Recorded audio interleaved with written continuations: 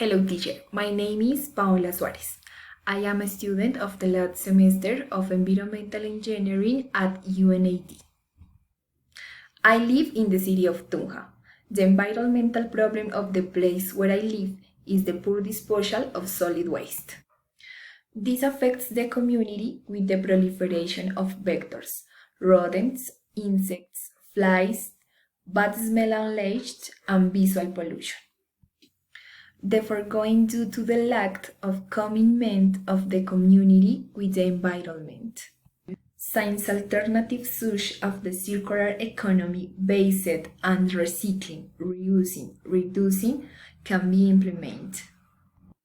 Science alternatives such as the circular economy based on recycling, reusing, reducing can be implemented.